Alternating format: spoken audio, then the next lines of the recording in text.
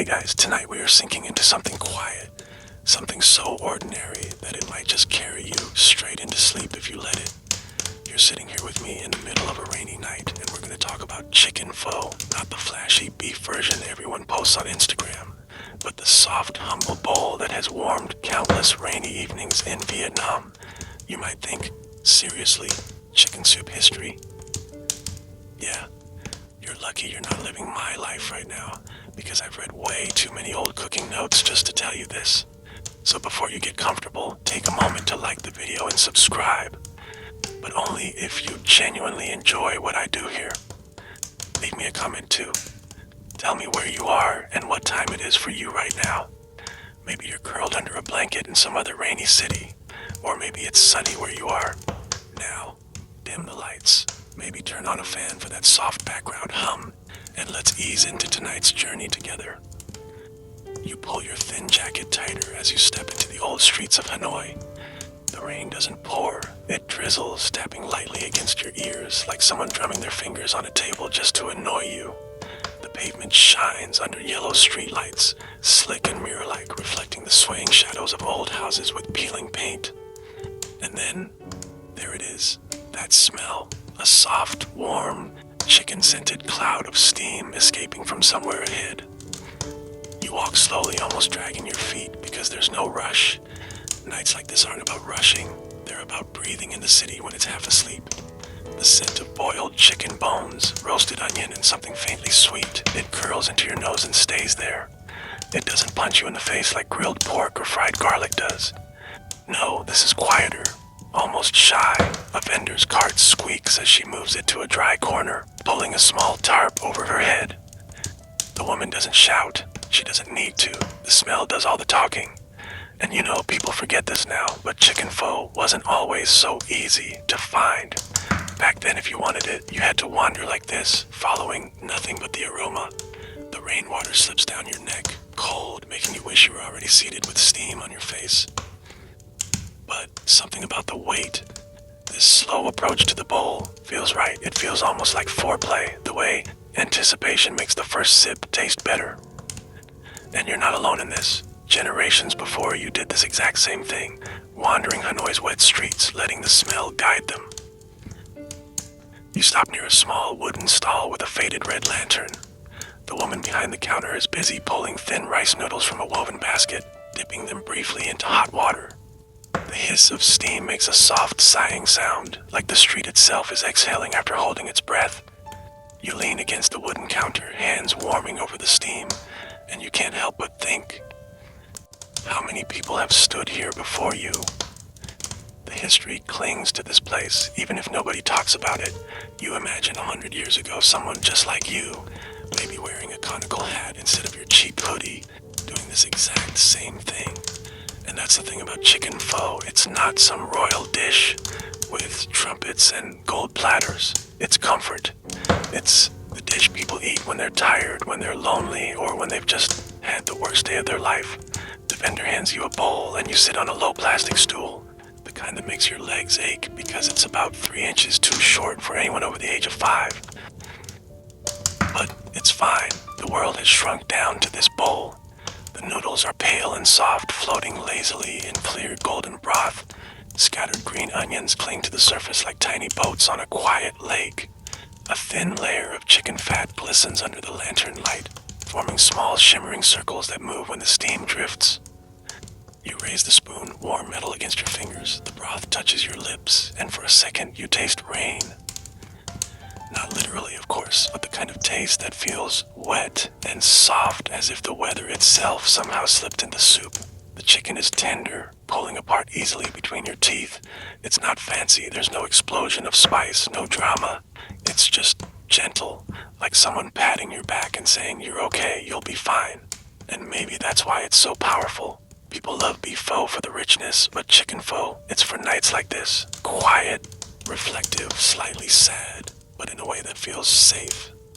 You glance around at the other diners, a young couple sharing one bowl, their knees knocking against each other under the table. An old man slurping noisily, not caring who hears. A woman eating alone, head bent low, hair sticking to her cheeks from the rain. and you wonder how many stories are hidden in this little corner. The rain taps harder now, making a soft drumming on the tarp overhead. You sip again, slower this time, letting the warmth settle deep in your chest. You think about how many times the same ritual has played out in Hanoi. Decades ago, during harder times, people would have sat just like this, savoring every drop because meat was scarce. But tonight, you're lucky. You don't have to think about rationing or hunger. All you think about is how perfectly the broth feels against the cool dampness of the air. Somewhere nearby, a motorbike splashes through a puddle, and of the sound fading into the distance. You rest your chin on your hand, watching the steam rise lazily from your bowl, curling into ghostly shapes before disappearing into the rain-soaked night. And you feel content, not excited, not thrilled, just quietly happy. Like the city and the bowl have decided to hold you for a while. You take another spoonful, letting it linger, because you know when this bowl is empty, the magic fades a little. But for now, you stay here, warm, listening to the rain, thinking about nothing at all. And somewhere in the back of your mind, you wonder what stories this chicken pho has seen, because trust me, it's seen more than you'd think. But that's for later. Tonight, you just sit here, letting the quiet history of Hanoi's rainy nights wrap around you like a soft blanket. The rain doesn't stop, it never really does in nights like this. It just changes moods like a tired old man shifting in his chair. You finish your bowl slowly because leaving too fast feels almost rude, as if you're interrupting something ancient that's been happening long before you showed up.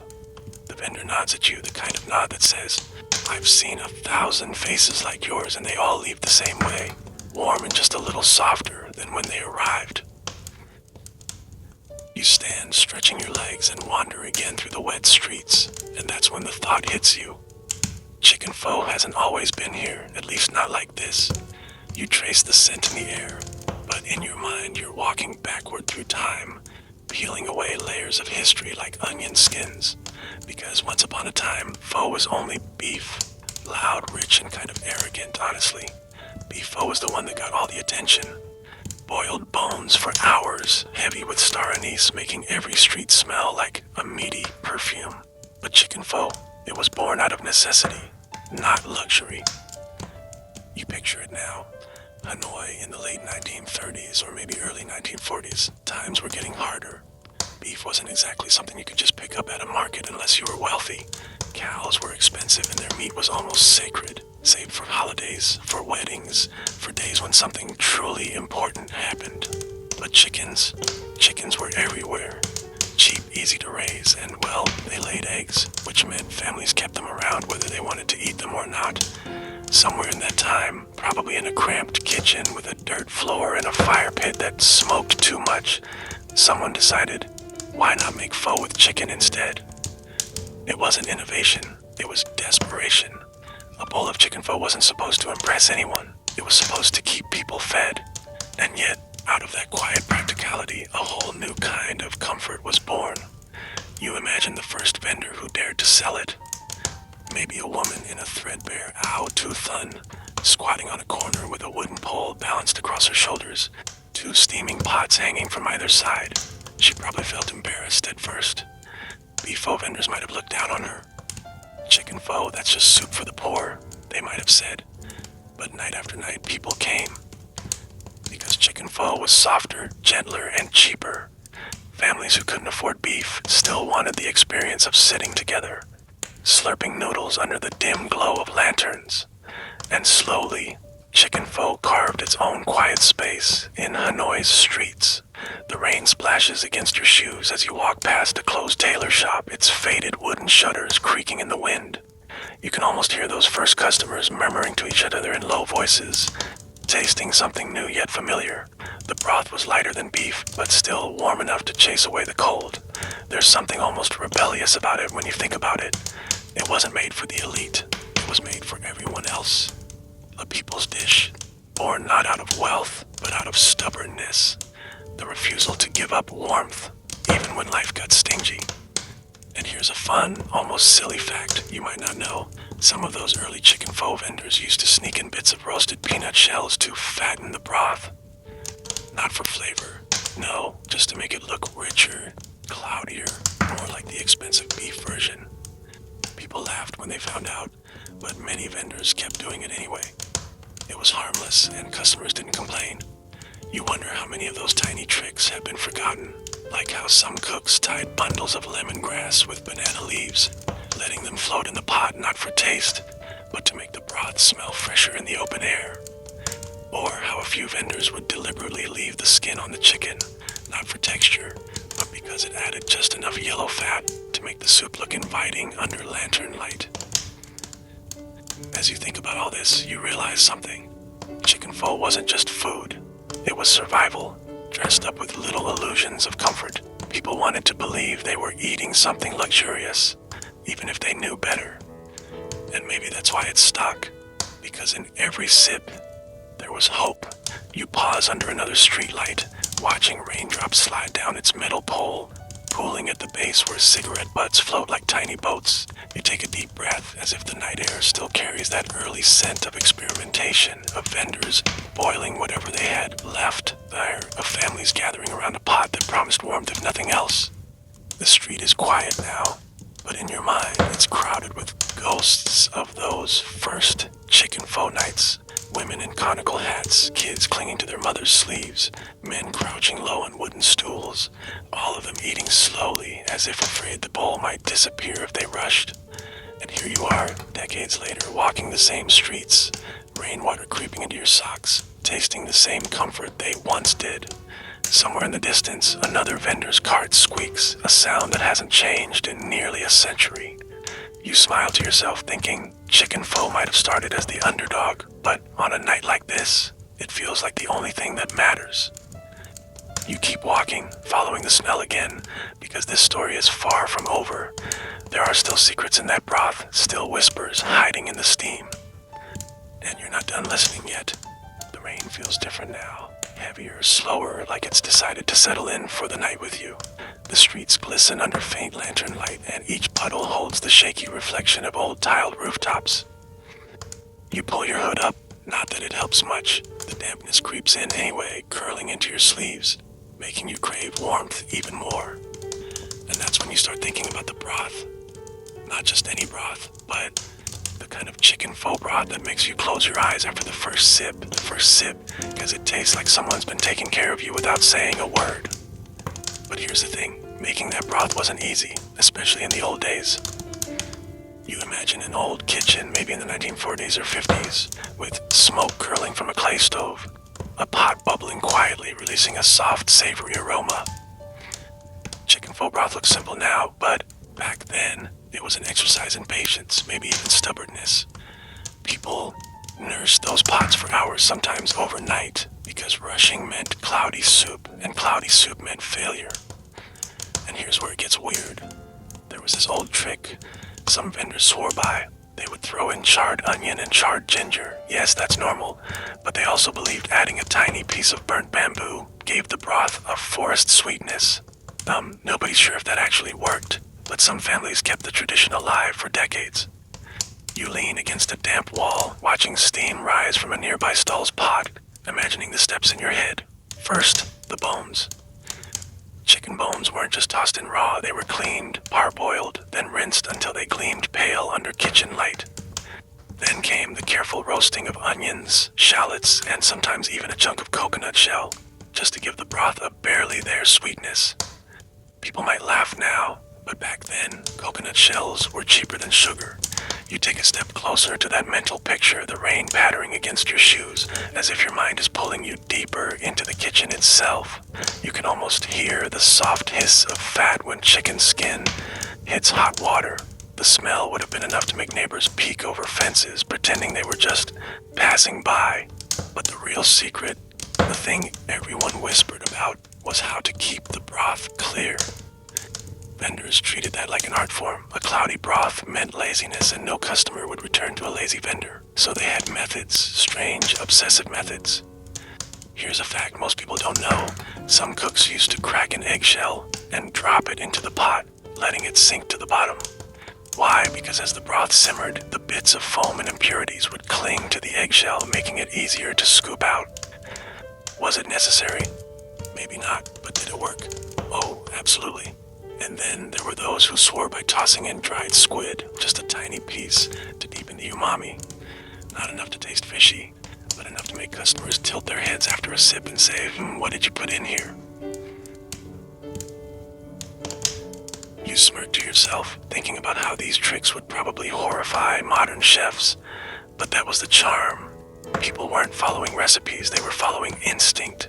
Every pot tasted a little different depending on who made it, like what they could afford that day or even what the weather felt like. You take a deep breath, inhaling the wet night air, and for a second you swear you can smell that kind of broth. Sweet, savory, with just a whisper of roasted onion clinging to the steam. And as you keep walking, your mind drifts further into that old Hanoi kitchen. Picture a grandmother crouched by the fire, stirring slowly, as if afraid to disturb the broth too much. She's humming under her breath, maybe not even realizing she's doing it. In the corner, kids sit cross-legged, waiting impatiently for the first bowl. That first ladleful would always go to the youngest, because in hard times, children were given the best bite, even if it meant adults only had broth and a few strands of noodle left. You feel something soft tugging at your chest. This wasn't just cooking, it was care. Every long hour by that smoky stove meant someone wanted their family to feel warm for at least one meal. The rain drips from the edge of your hood, tapping your cheek, snapping you back to the present. But even now, walking these modern streets, you know that same care lingers in every pot. Sure, people have gas stoves and timers now, but some habits never change. The careful skimming, the gentle simmering, the way vendors taste the broth over and over again, adjusting the salt with the kind of concentration you'd expect from a jeweler inspecting diamonds. You pass by another stall, steam rising in soft curls. The vendor lifts the lid, and for a second you catch that golden shimmer of perfect broth. It's not shouting for attention. It doesn't need to. Chicken pho has always been the quiet one in the room, and maybe that's why it feels so comforting.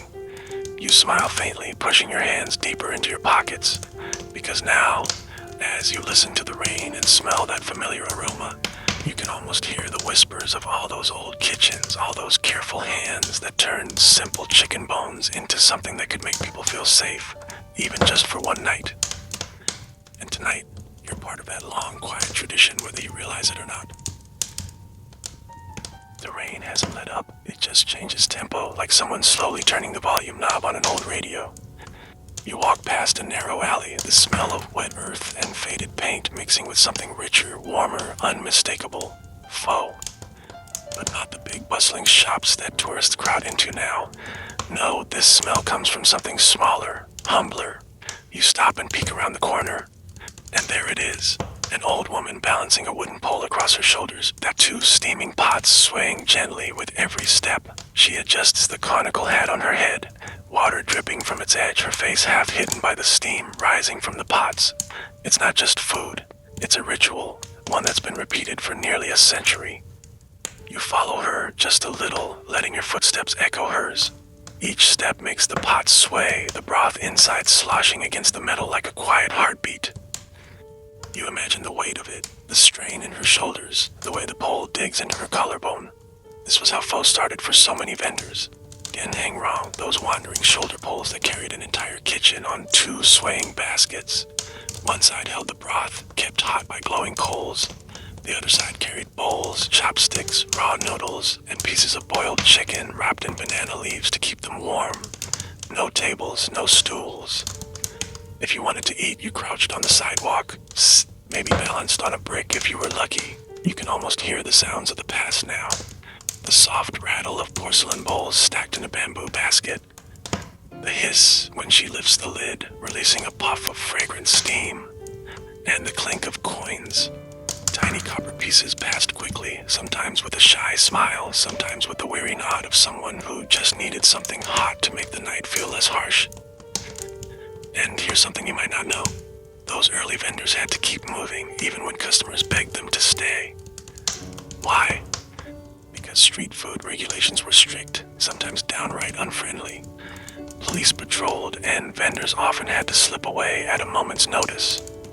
There's an old story about a woman in the 1920s who memorized the footsteps of the local officer. She could hear his boots long before he turned the corner, giving her just enough time to scoop up her baskets and disappear into the maze of alleys. You smile to yourself, picturing that. This little game of hide and seek, all for the sake of a few bowls of soup. The old woman you're following now stops under a dripping awning, setting her baskets down carefully. She crouches low, adjusts the fire under the broth pot, and begins ladling noodles into a bowl. A young man crouches in front of her, holding a battered ceramic bowl of his own, waiting patiently. No words are exchanged, they don't need them. The rain does all the talking, tapping gently against the metal lid of the pot. You take in the details. Her hands are calloused, moving with the precision of someone who has done this thousands of times. A quick dip of noodles in hot water, a graceful flick of her wrist to shake off the excess. A ladle of broth poured slowly, carefully, as if the liquid itself is precious.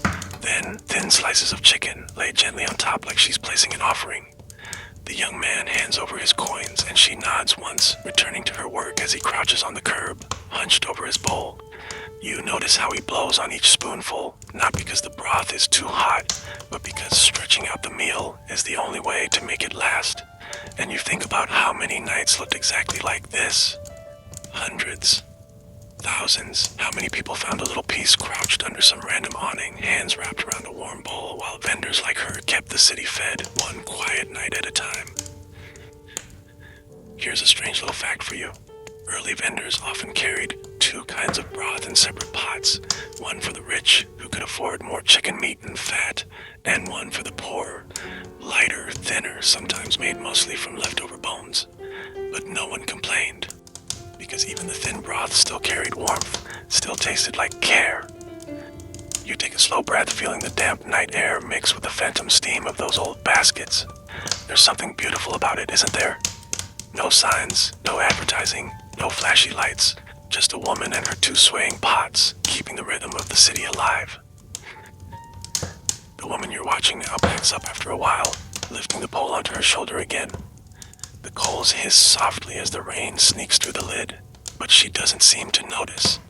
She walks away, pot swaying with every step, leaving behind only the faint scent of chicken broth in the cool night air. You stand there for a moment, staring at the damp ground where she sat, and you feel it. This quiet reverence for all those nights, all those vendors who carried comfort through the streets like a secret gift. The rain drips from your hair, running down your neck, but you don't move yet, because for some reason watching her disappear into the night feels like watching history itself take one more step forward, carrying its stories on tired shoulders. And you keep thinking, how many bowls have been eaten this way? How many nights like this have gone by unnoticed, except by the people who needed that one warm bite to keep going? You breathe in the cool air again, turning back to the street, ready to keep walking. Because the story of chicken pho isn't finished, it's still unfolding one quiet night at a time. The rain has softened again, slipping into that steady, lazy rhythm that makes you feel like time itself is slowing down. You shove your hands deeper into your pockets as you wander past shuttered shops, puddles glimmering under the dull yellow glow of a street lamp. And as you walk, you think about something oddly specific. Something you probably wouldn't have cared about if you weren't so wrapped up in this quiet history tonight. The name. Chicken pho. It rolls off your tongue so easily now, but once it wasn't even called that. Names aren't born polished. They stumble, trip, and sometimes stick around by accident. You picture Hanoi decades ago, maybe the 1930s, maybe later, when people still argued about what to call this new, lighter version of pho. Some vendors simply called it pho and waited for customers to ask beef or chicken. But others experimented with names, trying to give it some identity of its own. There's an old story, half true, half rumor, about a scholarly man, an Ongdo, who used to eat at a street vendor near Han Kim Lake. One rainy night, impatient and hungry, he yelled across the street to the vendor, "Cho toi bat pho ga, give me a bowl of chicken pho." It wasn't the common way to order back then. Most people just said, "Pho, chicken, please." But that night, his phrasing caught the ears of others sitting nearby. By the next week, a few customers were repeating it, and slowly, like a word-of-mouth joke that refuses to die, the name stuck. You smirk at the thought. So much of history is shaped not by kings or wars, but by small accidents, like a hungry man too lazy to speak politely. But here's the funnier part. For years, some vendors resisted calling it pho ga. They thought it sounded cheap, like admitting it wasn't the real pho. Some even tried to dress up the name, calling it pho Hanoi chicken style or pho white soup in old handwritten signs. But no one cared. People just kept saying pho ga. Sometimes the simplest name wins, not because it's clever, but because it's easy to shout across a rainy street when you're starving. You stop under a dripping awning, watching raindrops slide down the edge, listening to the soft plop, plop against the sidewalk. Somewhere nearby, someone is eating, the faint clink of chopsticks on porcelain carrying through the damp air. You imagine sitting in an old Hanoi alley decades ago, hearing someone call out, "Mo bat pho ga ne." The words probably felt new, strange even, but also warm. It wasn't just about the food, it was about being part of something, a tiny cultural shift happening in real time. And if you think about it, names have power. Saying pho ga out loud made it feel separate from beef pho, gave it its own quiet dignity. Even if some people turned up their noses, others embraced it, like whispering the name to friends, passing it down to children who'd never know pho as just one thing. You glance down at the wet street, reflections of neon signs flickering in shallow puddles. How many words were born just like this? In passing, in hunger, in the middle of a rainy night, with someone too tired to think of anything fancy. The air smells faintly of chicken broth again, tugging you forward. You walk slowly, stepping over a crack in the pavement, ducking still lost in the thought of how names linger, how they hold on to history even when no one remembers where they started. And you wonder, just for a moment, if that old scholar ever realized what he started, or if he just finished his bowl, paid his coins, and went home, completely unaware that a casual shout on a rainy night would outlive him by decades. The rain hums on, patient and steady, as if it's heard all of this before and doesn't mind repeating the same quiet song, night after night, and you keep walking following that same melody, letting the scent of broth guide you deeper into the story. The rain has shifted again, now falling in thin, slanted lines that glint under the flickering street lamps. Your shoes squish with every step, the dampness creeping into your socks, but you don't mind. Because tonight, you're walking through time, one quiet memory at a time. And now, you can't help but think of those harder nights, the ones when chicken pho wasn't just comfort food. It was survival.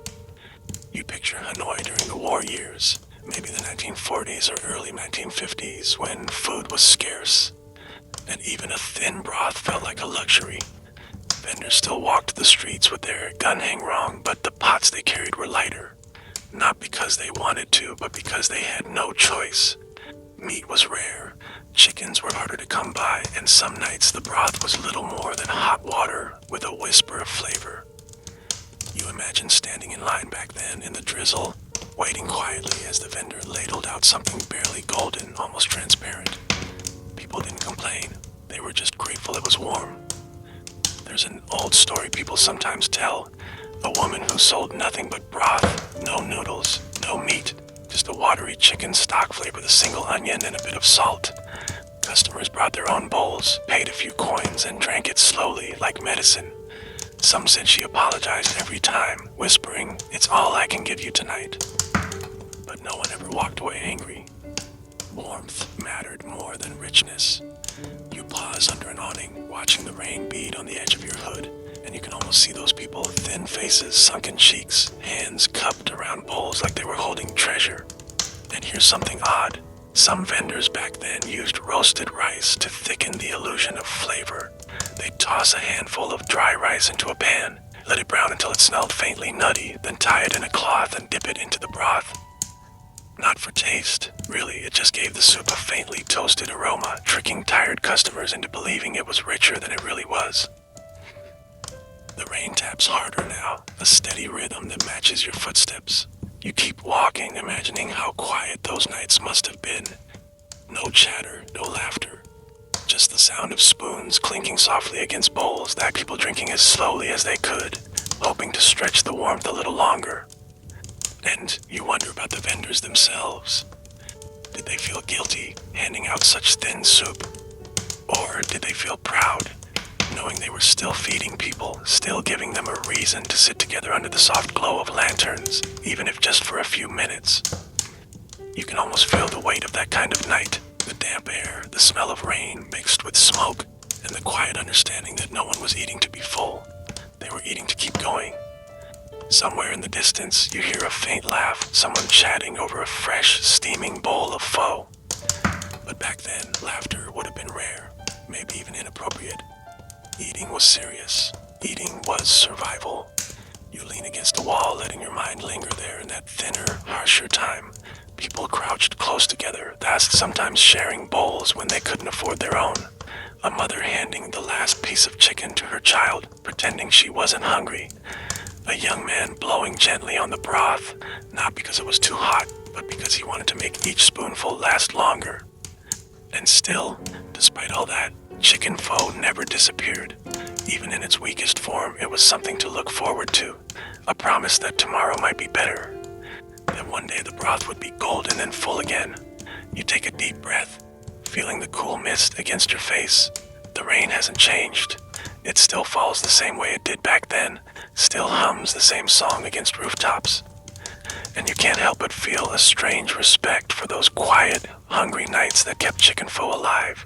Not because it was delicious, but because people refused to let it die. You push off the wall, stepping back into the street, the puddles rippling under your feet. The scent of broth drifts faintly through the wet air again, richer now. Proof that those thin, watery bowls were just the beginning of something that would grow, survive, and eventually thrive. And you keep walking, ready to follow that scent deeper, to find the next piece of this quiet story. The rain plays a softer tune now, a delicate patter against the roofs like fingertips tapping a wooden table in thought. You wander past a dimly lit alley, drawn by a sudden sharp aroma. Salty, rich, the unmistakable scent of fish sauce. And that's when you remember something you once heard. There was a time when a single drop of fish sauce in chicken pho was worth almost as much as the chicken itself. You stop near a small stall, watching the vendor carefully pour a thin amber liquid into a steaming pot. It catches the light like honey, and for a second you almost forget you're in the present. Your mind drifts back again to those harder days when fish sauce was rarer than gold. Back then, during shortages and rationing, fish sauce nuoc mam was a luxury. Families locked it away like a treasure, sometimes keeping it in ceramic jars buried in the ground to hide it from curious neighbors. A few drops could transform a pot of watery broth, making it taste fuller, deeper, even if there wasn't much meat inside. There's an old story about a vendor who guarded her jar of fish sauce like a dragon hoarding jewels.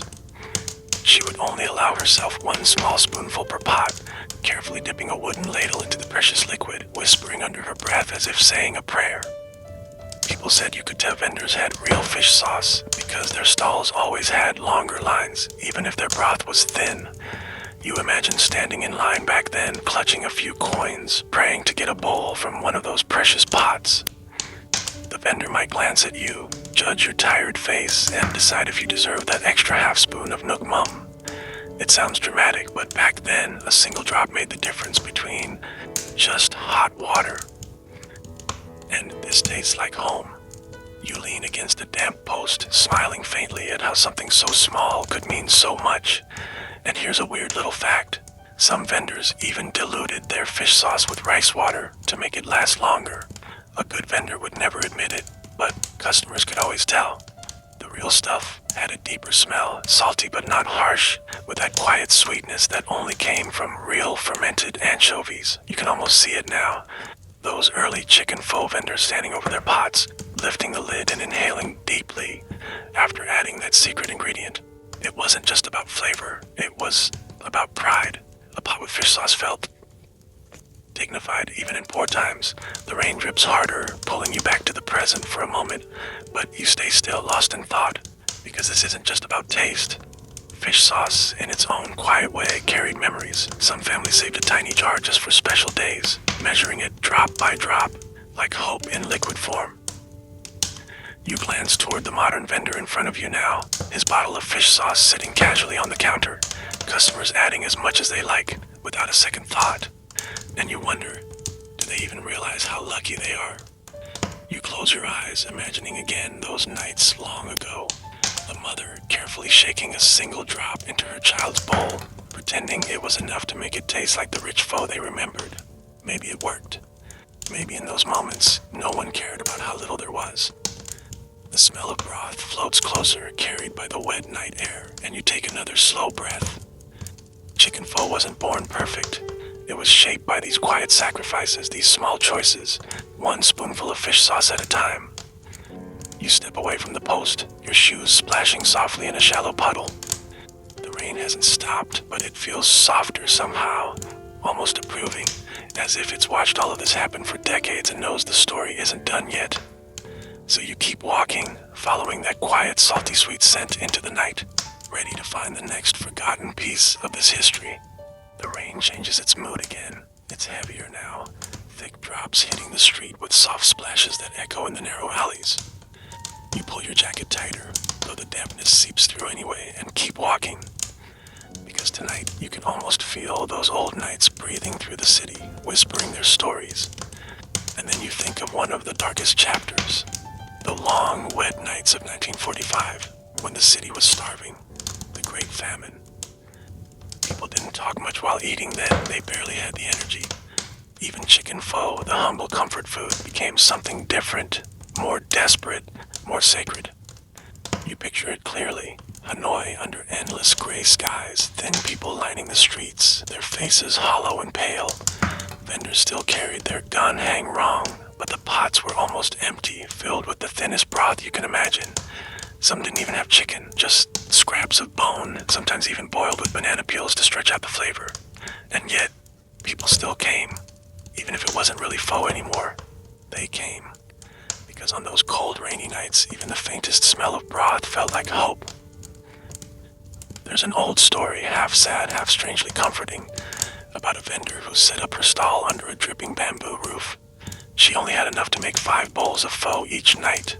Just broth with a few noodles, no meat at all. People still lined up, waiting in silence. And when she ran out, she would ladle hot water into the empty pot, stir it with the same spoon, and hand it out to the remaining customers. They drank it anyway. One man even thanked her, bowing slightly as if she'd given him a feast. The rain soaks through your hood now, but you barely notice, because you can almost see it happening in front of you. Thin children sitting cross-legged under the eaves, their hands wrapped around steaming bowls, sipping slowly, trying to pretend there was more flavor than there really was. And here's a quiet little fact not many talk about. Some vendors used to float roasted peanuts in the broth, not to eat, but to release a faint oily aroma, just enough to trick the senses into believing it was richer than it was. People whispered about it, calling it phantom chicken. It sounds sad, but in a way, it was brilliant. Tiny acts of kindness, tiny illusions to make people feel, of even for a moment, like they were eating real pho. You stop under an old balcony now, watching raindrops pour off its cracked tiles. The air smells faintly of wet earth, but in your mind, you swear you can smell that thin broth too. Soft, warm, barely flavored, but enough to keep people sitting together under the rain, pretending life was normal. And maybe that's what chicken pho was back then. Not food, but a fragile excuse to keep living, to sit with neighbors deaf to remember better days. You take a deep breath, feeling a lump in your throat you didn't expect. There's something oddly beautiful in that kind of resilience. People didn't eat chicken pho then because it was delicious. They ate it because it reminded them they were still here, still human, still able to feel warm for at least one moment. The rain hits harder, splashing into puddles around your feet, pulling you back to now. But you keep standing there for a while, letting the weight of those nights settle in your chest. Finally, you push away from the wall, stepping back into the street. The smell of broth drifts faintly again from somewhere nearby, richer now, full of life. Proof that those hard nights didn't kill the dish, they made it stronger. And as you keep walking, rain dripping from your sleeves, you can't help but feel a quiet respect for those people who kept eating, kept cooking, even when there was almost nothing left to cook. Because chicken pho didn't just survive history, it carried it, one thin, steaming bowl at a time. The rain eases, softening to a fine mist that clings to your eyelashes and glows under the weak streetlights. You breathe it in, the damp air cool again. against your face and keep walking. Because the story doesn't end with hunger, it moves into something gentler, something almost tender. You think now about how chicken pho became more than just food. It turned into something that people reached for when they needed comfort, when life felt too heavy to carry alone. There's this old saying you once heard: when nothing else works, there's always a bowl of pho ga. And it wasn't just about filling your stomach, it was about being held, quietly, wordlessly, by something warm. You imagine a rainy night decades ago, a man sitting alone under a flickering lantern, his head bowed, his spoon moving slowly through the clear broth. His wife had died just that week, but he sat there anyway, cradling the bowl like it was the only thing tethering him to the world. The vendor didn't ask questions, she just refilled his teacup, her hands moving gently, her face soft. People didn't need words on nights like that. They just needed the steam rising from the bowl, curling into the damp air, carrying away a little bit of grief with every breath. And here's a strange fact. In the 1950s, some vendors believed that chicken pho could warm the heart in more ways than one. They whispered that the chicken fat floating in thin golden circles on top of the broth had healing energy. Not in a medical way, but in a quiet, superstitious way, as if that shimmer of fat carried comfort straight into your chest. You smile faintly because you can almost believe it. You stop for a moment, leaning against a wet railing, watching the rain drip slowly from a tangle of electrical wires above you. In your mind, you see those quiet scenes, people who had lost something or someone sitting with their bowls, letting the steam hide their faces. And maybe that's the thing about chicken pho. Beef pho is loud, rich, celebratory, but chicken pho, it's for the nights when you're too tired to talk, when you just need to feel safe. You take a deep breath, the cool air sliding down your throat like a soft ribbon, and think of another story. A young woman who used to sit at the same pho stall every Thursday after work. She had no family left in the city, but the vendor, an old man with kind eyes, always gave her an extra slice of chicken, saying nothing. She never thanked him out loud, but every time she left, she'd smile quietly to herself like she'd been given something much more valuable than meat. You glance down at the wet street, the puddles shimmering under faint lights, and you feel it. This invisible thread of kindness running through every bowl of chicken pho. Vendors didn't just serve food, they served tiny acts of care, the kind that nobody bragged about but everyone remembered. The rain hums gently now, a soft background whisper as if agreeing with your thoughts. You keep walking, stepping carefully over a crack in the sidewalk, and as you do, you realize something simple but true. Chicken pho has always been more than broth, noodles, and meat. It's the feeling of being held, even when you're sitting alone on a rainy night, your heart heavier than your bowl. And maybe that's why it stayed, why people still eat it after all these years. Not because it's fancy, but because sometimes, on the hardest nights, it's the only thing that makes you feel like you're going to be okay. You breathe out slowly, the mist curling in front of you, and keep following that faint, warm smell in the air, ready to hear the next quiet story it has to tell. The mist clings to your hair now, beating into tiny droplets that slide slowly down to your collar. The street is quiet except for the soft hiss of rain against old cracked tiles, and you feel as though the city itself is whispering secrets tonight. And now your mind drifts to one of those secrets, the kind passed down not in books, but in kitchens whispered between generations. The art of seasoning chicken pho. You stop near a tiny stall, crouched low under a sagging tarp. The vendor, a woman with silver hair pulled back into a bun, leans over her pot with the same focus you'd expect from someone painting fine porcelain. She sprinkles something into the broth, stirs slowly, then tilts her head, tasting with the tip of a wooden spoon. That little motion, taste, adjust, taste again, hasn't changed in 100 years. And you think of all those old tricks, those little secrets that made chicken pho what it is. The first one, of course, is the onions. Not just peeled and thrown in, no, that's for amateurs. Real cooks used to roast them directly over open flames until the outer skin turned black and crackled. Then they'd smash the onions gently before dropping them into the pot. The roasting wasn't just for flavor, it was for color. A clear broth with a soft golden hue was a badge of honor, proof of patience. Then there's the ginger. Not sliced neatly, but charred, just enough to give the broth a smoky sweetness. And here's something you probably didn't know. Some families tied their ginger with string before adding it to the pot, so they could pull it out at just the right moment. Leave it too long, then the broth turns sharp. You lean closer to the steam drifting from the vendor's pot, almost as if you could smell those old methods hidden in the aroma. And then there's the strangest trick of all. Hat mui, coriander seeds roasted in a dry pan until they released a warm, nutty smell. Not too many, just enough to whisper in the background of the flavor, like a secret only careful eaters would notice. You smirk, because you can almost hear the voices of those old cooks, their pride barely hidden. If you can taste the coriander, you've used too much. The rain drips harder now, pooling at your feet, but you don't move. You're lost in that imagined kitchen again, crouched by a clay stove, watching a grandmother skim the broth with slow, deliberate motions. She'd probably scold anyone who stirred too much, insisting the broth needed to breathe. And here's a fact that still surprises people. Some vendors swore by adding just a tiny cube of rock sugar, not to make the soup sweet, but to soften the saltiness, to round everything out. Rock sugar was expensive once, so it was treated like a secret weapon. One small piece carefully hidden at the bottom of the pot. You close your eyes, breathing in the cool, misty air, imagining the smell of that broth, layered with roasted spices, the faint sweetness, the golden sheen that meant someone had spent hours skimming and tasting. And you realize something simple. Chicken pho isn't just boiled chicken and noodles. It's patience, discipline, and the quiet pride of someone who will never let you leave their table with a cloudy, careless bowl. The vendor in front of you now tastes her broth one more time, then smiles faintly to herself. You don't need to ask. You can tell she's done it right.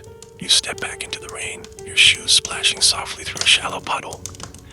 The night hums gently around you, full of quiet history, and you keep walking, letting the steam and rain carry you deeper into the story, one careful secret at a time.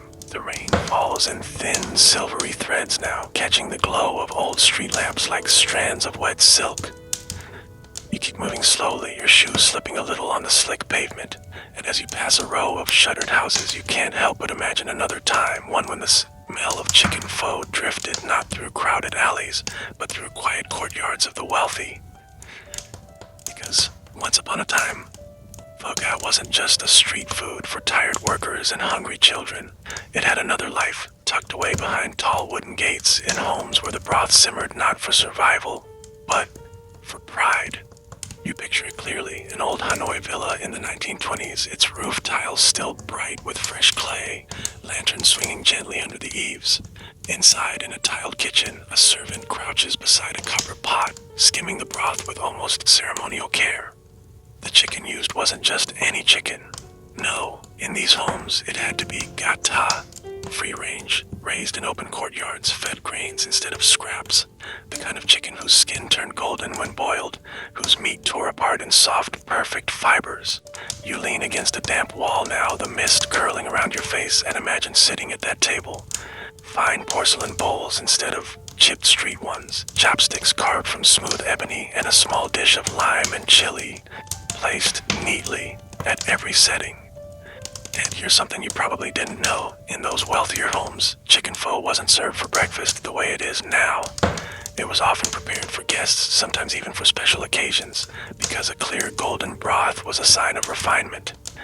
A cloudy, careless pot would have been an embarrassment, a whispered insult to the host's household skills. The rain taps against the gutter above you, steady and patient, as you imagine the quiet clink of those fine bowls, the way guests would sip slowly, complimenting the hostess with soft, polite words. And here's another little fact, almost amusing now. Some families kept their own special chickens, bred only for pho. These birds were leaner, their meat firmer, believed to give the broth a richer taste. Servants would carefully massage the chicken with salt before boiling, rubbing the skin to make it glossy and taut. It sounds extravagant, but in those circles, pho wasn't just food, it was reputation. You smile faintly because it's strange to think of this humble dish, now eaten on plastic stools under tarps, once being a quiet symbol of social standing. The mist drifts lazily in the street now, softening the edges of everything, and you take another slow breath. Chicken pho has always been a dish of contrasts, born in poverty, but also quietly loved in wealth. Two completely different worlds, connected by the same golden broth.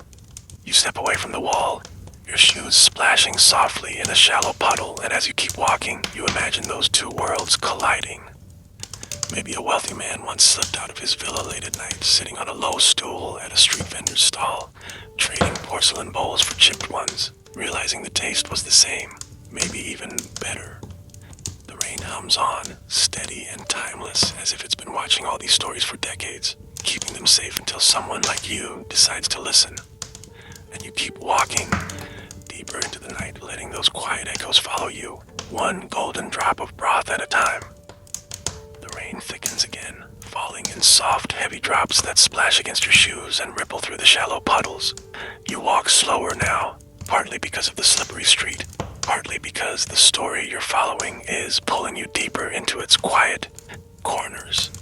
And tonight it leads you to a strangely charming piece of history, one that always makes you smile when you think about it. The Ga Trong Thien, the castrated rooster. You stop under a low-hanging balcony, the wood darkened by years of rain, and imagine the old markets where people whispered and argued about this particular bird. Back then, if you wanted the best chicken pho, you didn't just ask for any chicken. You asked for Ga Trong Thien. The logic was simple, or at least people believed it was. Castrated roosters grew slower, their meat firmer, sweeter, and somehow richer in flavor. They were pampered, fed grains, sometimes even corn soaked in rice wine, because everyone knew happy chickens made better broth. Or so the superstition went. You smirk because you can almost hear the arguments in those old markets. Housewives bargaining with vendors, demanding proof the bird was really thin. Men boasting about how they'd managed to get one for Sunday lunch, dropping hints that their family's pho would taste far superior that week. And here's a little fact that might surprise you. Some vendors used to keep the chicken heads displayed on the side of their carts. The combs carefully trimmed to prove they were from Thien roosters. It was like a stamp of authenticity. No head, no trust. The rain slides off the edge of the balcony above you, dripping onto your hood, but you hardly notice because you're lost in the picture. And an old pho vendor crouched by her pot, proudly announcing to her customers, "Hôm nay có Ga Trong Thien Day." Today, we have Thin Rooster. People would nod knowingly, some even sitting down immediately, as if the words themselves guaranteed the best bowl in the neighborhood. You imagine the taste, rich and slightly fatty, the kind of broth that lingers on your tongue even after you've finished. And you can almost hear the pride in the vendor's voice as she ladles that shimmering golden soup, giving a conspiratorial real wink to her regulars. The mist curls around you, soft and cool, as you keep thinking about how much effort went into something so simple. A casual bowl of pho wasn't just thrown together. It was sometimes the result of weeks of careful chicken raising, bargaining, and quiet obsession. You take a deep breath, smiling faintly because there's something oddly sweet about it. Even now, decades later, some families still talk about Thien roosters with that same hushed respect, like they're talking about an old celebrity who once graced their dinner table. The rain hums steadily, filling the quiet street with its soft music. And you step away from the balcony, your shoes splashing in a thin layer of water. Chicken pho isn't just broth and noodles, it's these little stories. People arguing about chickens, bragging about their luck, whispering secrets about which vendor had the best birds. And somehow, you feel warmer just thinking about it. You keep walking, the sound of rain following you as if it's curious too, waiting for the next secret to unfold. The rain has settled into a steady rhythm now, tapping softly against the cracked tiles of old rooftops, like an old lullaby the city never stops humming. You pull your hood tighter, not to keep dry, it's far too late for that, but because there's something comforting about being wrapped up while the world whispers around you. And then, almost out of nowhere, a smell drifts through the mist, warm, toasty, faintly sweet.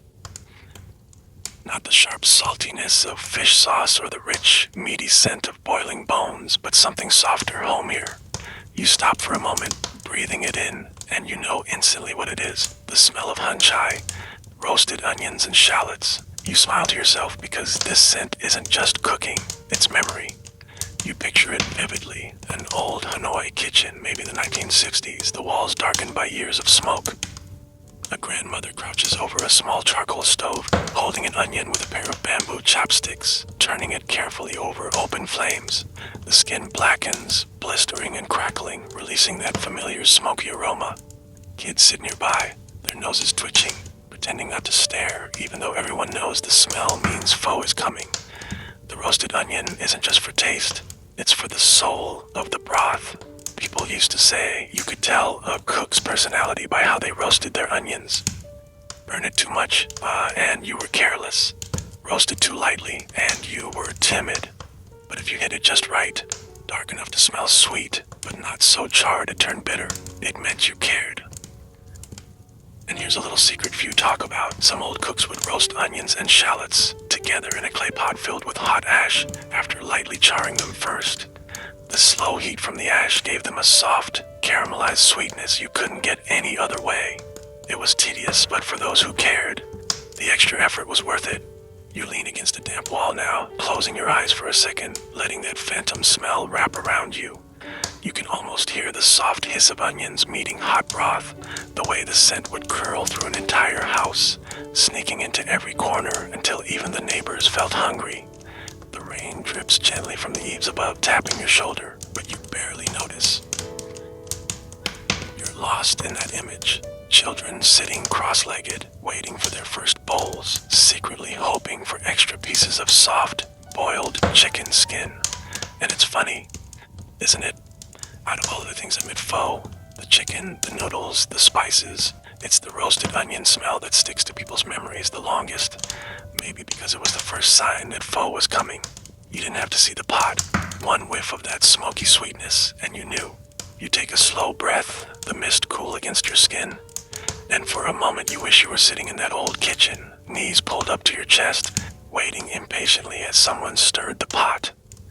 The vendor nearby lifts the lid of her steaming pot, and even from where you stand, you catch that same familiar scent. It's softer now, mixed with the smell of rain and wet pavement, but it's still there, the quiet heartbeat of every good bowl of chicken pho. You push yourself away from the wall, stepping into the street again, the puddles rippling under your feet. The rain keeps singing its quiet song, and you keep walking, following that smell like a trail through history. Because tonight, every roasted onion, every wisp of steam feels like a memory waiting to be told.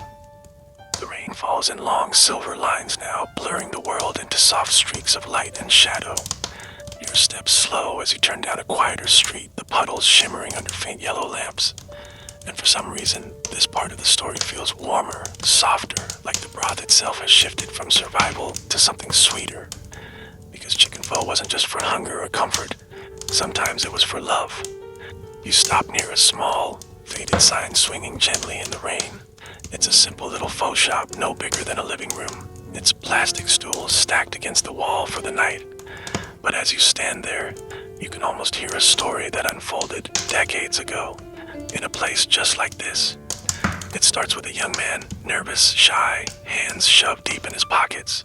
He came every Sunday evening, not for the pho at first, but because a certain girl always sat at the same corner table, eating slowly, blowing gently at her spoon as if she had all the time in the world.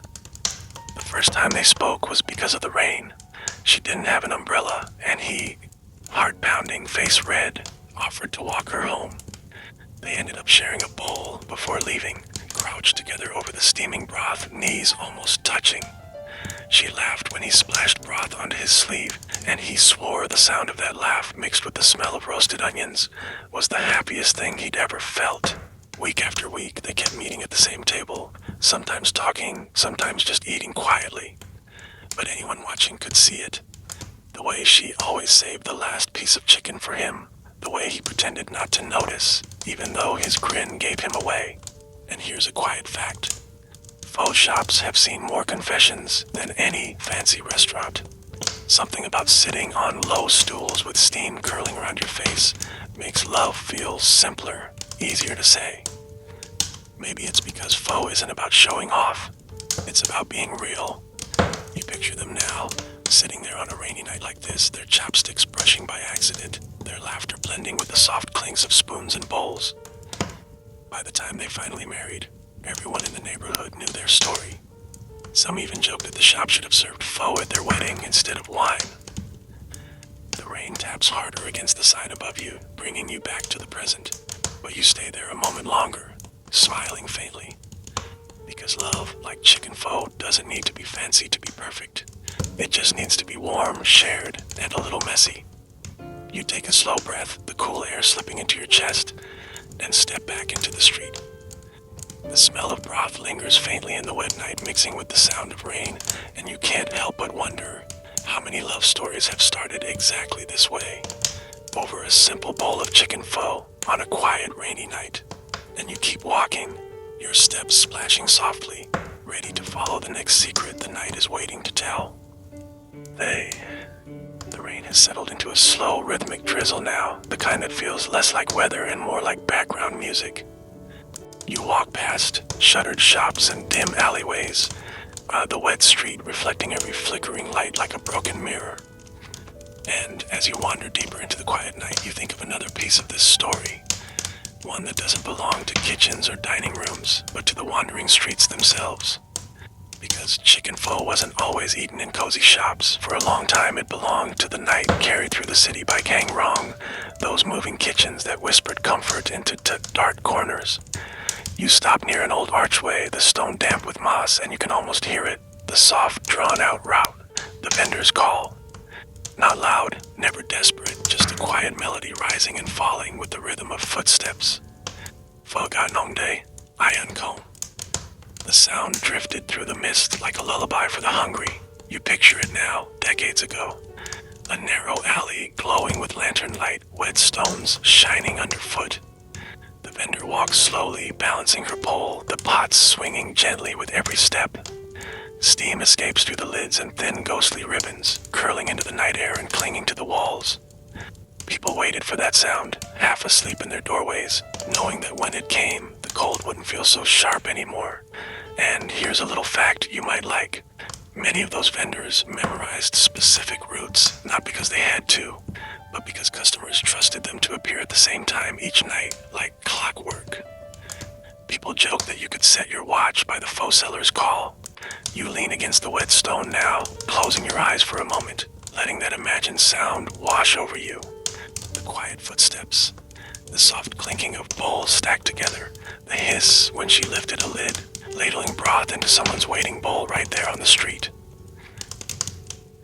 The customers weren't fancy, just people finishing late shifts, tired students with coins clutched tight in their hands, night guards crouching low to eat quickly before returning to their posts. And the vendor didn't need to ask their names. She knew their orders by heart, how much chili they liked, who needed extra green onions, who couldn't afford more than half a serving but came anyway. The rain drips from the edge of your hood now sliding down your cheek, and you smile faintly because you can feel how personal it all was. Pho at night wasn't just food, it was routine. A quiet friendship between vendor and customer, shared in steam and soft rain. And sometimes people didn't even talk. They'd crouch under doorways, hunched over their bowls, the steam fogging their faces, the only sounds being the steady drizzle and the soft slurp of noodles. But there was comfort in that silence, in knowing others were there, eating the same thing, feeling the same warmth. You push yourself away from the archway, stepping back into the damp street, your shoes splashing softly in shallow puddles. The night feels almost alive now, as if somewhere just ahead, you might actually hear that row, that quiet call threading through the mist. And you keep walking, slower this time, letting the imagined footsteps of those wandering vendors guide you deeper, one soft, steaming bowl at a time. The drizzle softens, becoming a fine mist that hangs in the air like a veil, clinging to your skin and turning every streetlight into a soft, glowing halo. You keep walking, and for a moment, the wet, quiet streets feel less like a city and more like a memory. And now, your mind drifts to another chapter of this story, one that left the borders of Vietnam entirely. Because chicken pho didn't stay in Hanoi's misty nights forever. It traveled quietly, carried not by chefs or fancy restaurants, but by ordinary people who left home with little more than a few recipes tucked in their hearts. You stop near an alley, leaning against a rain-slicked wall, and picture it, the late 1970s, early 1980s. Families leaving Vietnam after the war, boarding small crowded boats, carrying what they could. They didn't know where they'd end up. Thailand, France, Australia, America. But they carried one thing for certain: the taste of home. When they arrived in new countries, pho was more than just food. It was proof they still belonged somewhere. But here's the thing. Chicken pho, in particular, was often the first to be made abroad. Why? Because chicken was easier to find than beef, cheaper, and less intimidating to cook in a foreign land. You close your eyes and you can almost see it. A small apartment in Paris, its windows fogged from steam. A Vietnamese woman in a second-hand coat, standing over a tiny stove, carefully roasting onions just like her mother taught her. The ingredients weren't perfect. Sometimes she used French poulet, sometimes even powdered chicken stock, but it didn't matter. The smell of that broth filling the room was enough to make everyone feel, for a moment, like they were back in Hanoi. And here's a curious little fact. Some of the first pho shops in America started with chicken pho because beef bones were expensive or hard to get. People adjusted, adding small touches from local markets, different herbs, even squeezing in a bit of lemon instead of lime, but they still called it pho ga, whispering the word with pride as if saying it kept them connected to the streets they'd left behind. You open your eyes again, staring at the mist curling in the light. It feels almost proud. Chicken pho had made it across oceans, survived strange markets, and adapted without losing its soul. You imagine those first pho shops abroad, often tucked between laundromats and grocery stores. The signs were hand-painted, the bowls chipped, but the aroma spilling into the streets was unmistakable. People came not just to eat, but to breathe in that smell, to sit with others who understood exactly what that golden broth meant. The rain hums softly now, filling the street with its quiet music, and you can't help but feel something warm in your chest. Because chicken pho, humble as it was, became a bridge. It connected people to their families, to their language, to the streets they still dreamed of walking on rainy nights. You take a slow breath, feeling the damp air slide into your lungs, and step away from the wall. The puddles ripple under your shoes as you keep walking, following that faint, imagined scent of broth, one that has traveled further than most people ever will, carrying with it every quiet memory of home. The mist hangs heavier now, settling low over the street like a soft blanket. The rain is just a whisper, a fine drizzle that barely makes a sound when it hits the puddles. You keep walking, your steps slow, thoughtful, because tonight's story isn't about travel or love. It's about something much smaller, almost silly, but somehow just as important. Because even a humble bowl of chicken pho has its arguments. You stop near a quiet street corner, leaning against a damp wooden post, and you think of the endless debate that has followed chicken pho for decades. The noodles, thin or thick, soft or slightly chewy. You smirk to yourself because this isn't just some modern foodie discussion. It's been going on for years. You can almost hear it back in the crowded alleys of Hanoi. Customers crouching on low stools, leaning over their bowls, whispering their preferences to vendors like sharing a secret. I want the thin kind, the ones that slide like silk.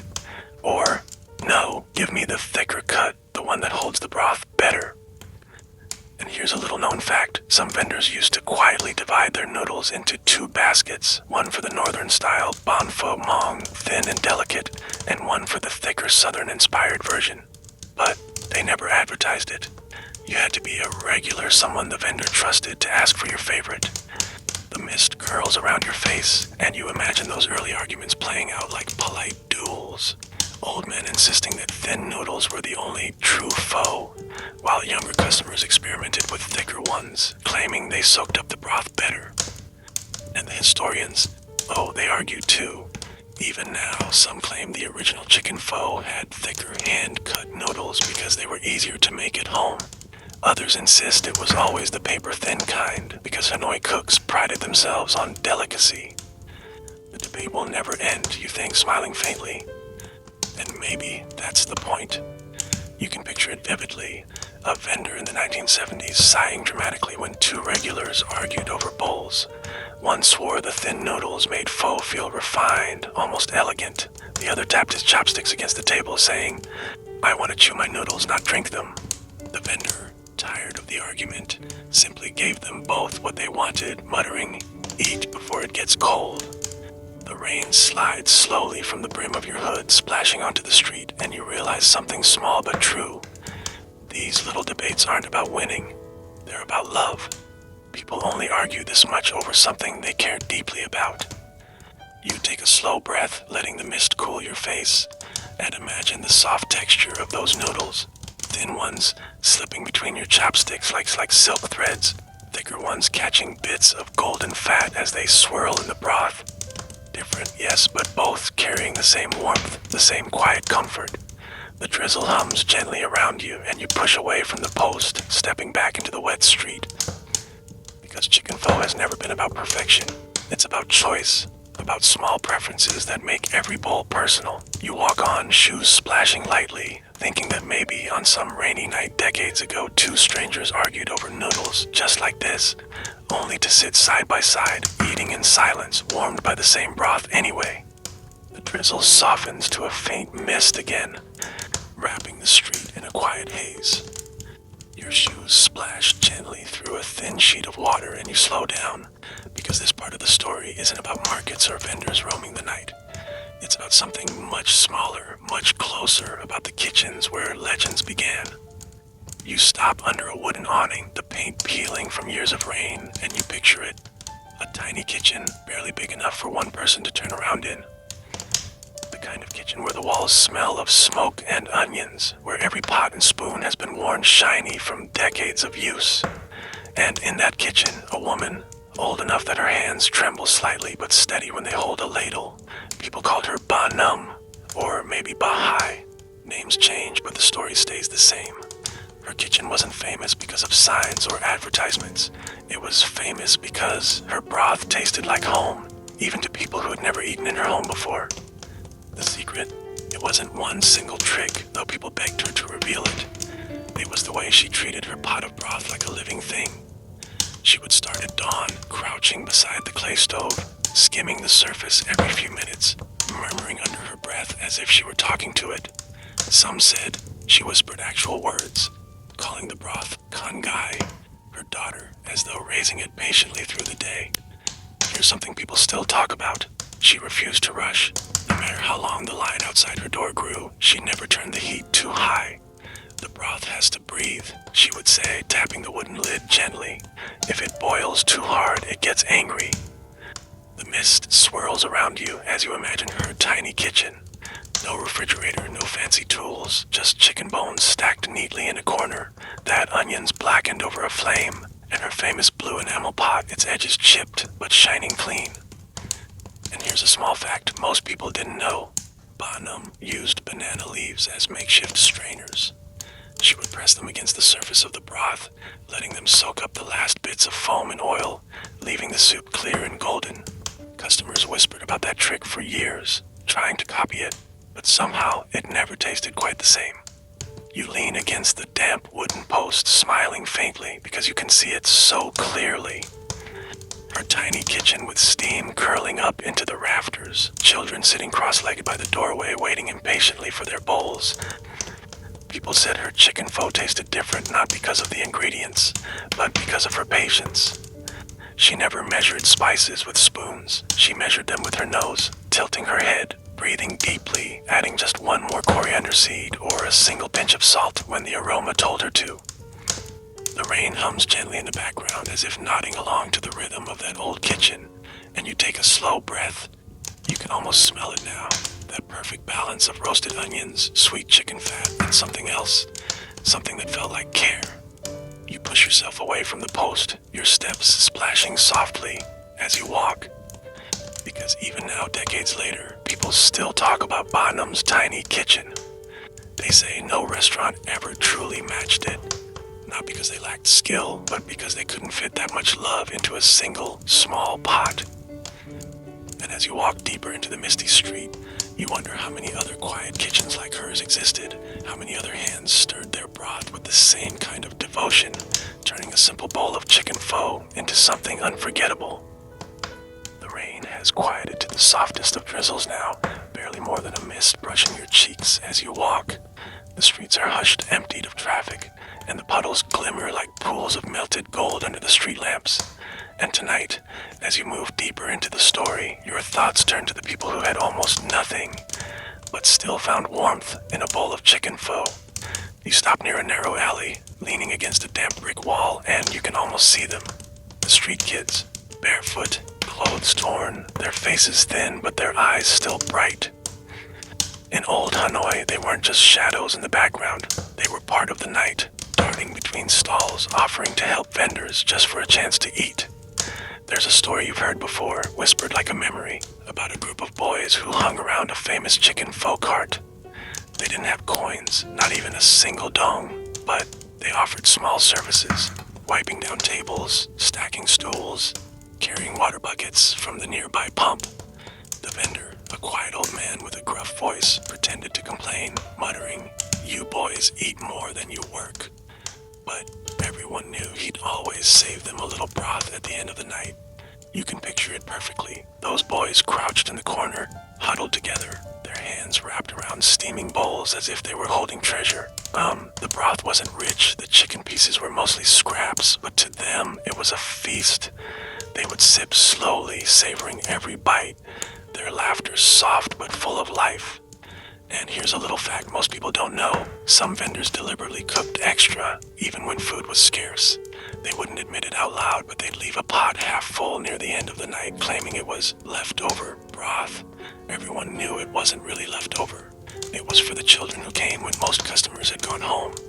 The rain slides down your hood, dripping onto your shoulders, but you barely notice because you can feel the warmth of that memory. Those small bowls, those quiet kindnesses that nobody bragged about. You smile faintly, imagining how those kids would sometimes argue over who got the last piece of chicken skin, laughing through mouths full of noodles. Maybe, for a few moments, they forgot the cold streets waiting for them outside.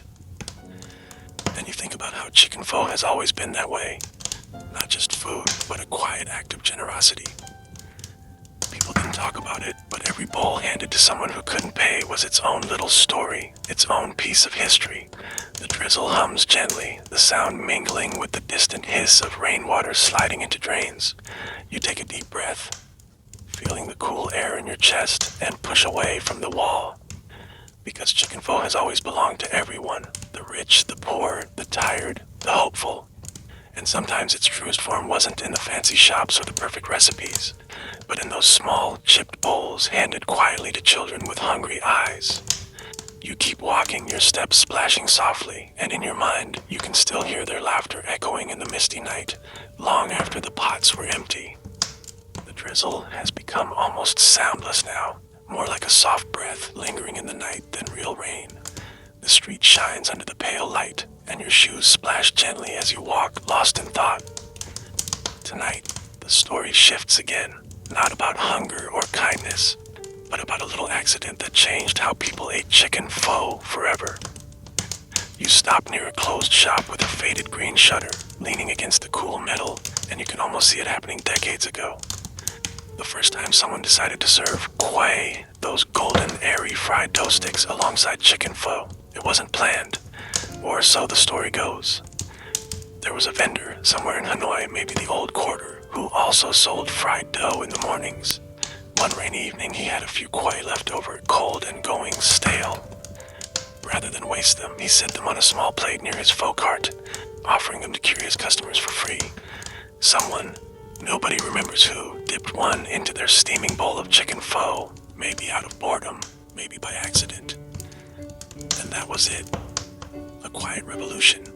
You smile faintly because you can almost hear the first reactions. People laughed at the idea, calling it strange. Pho was about noodles, not bread.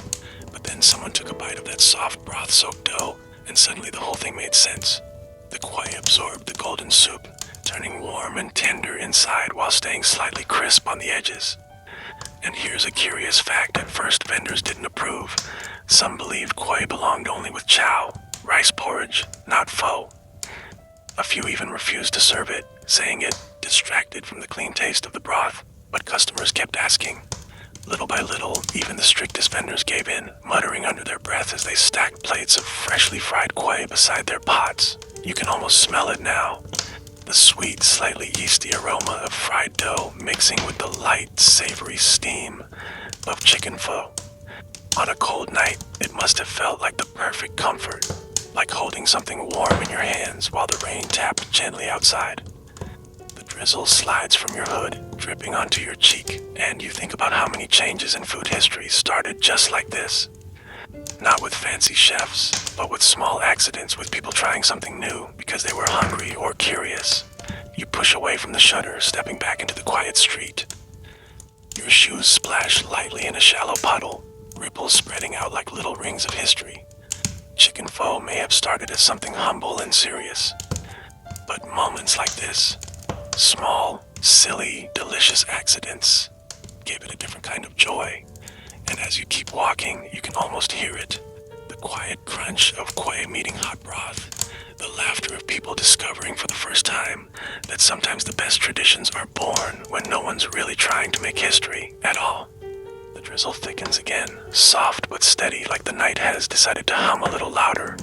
You keep walking, your steps slow, the puddles shimmering under faint streetlights. And now the story turns heavier.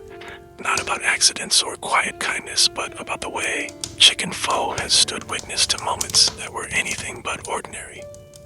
You stop near a narrow stone arch, its walls damp with moss, and you can almost feel it, the weight of old footsteps, the kind that didn't return. Because some bowls of chicken pho were eaten as if they were the last meal someone would ever have.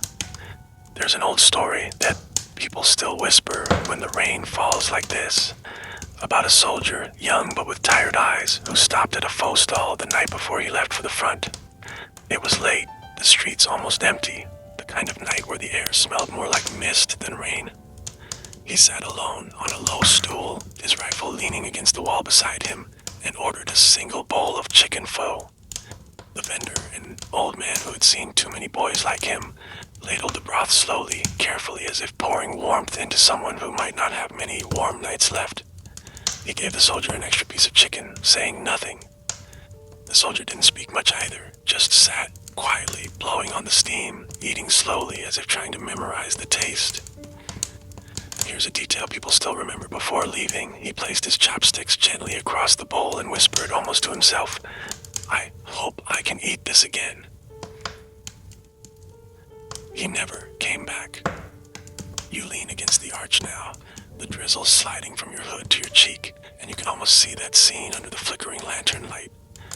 How many vendors must have watched a young man eat like that, too calmly, too quietly, not knowing if the next morning would take them away for good. There's something deeply human in that moment.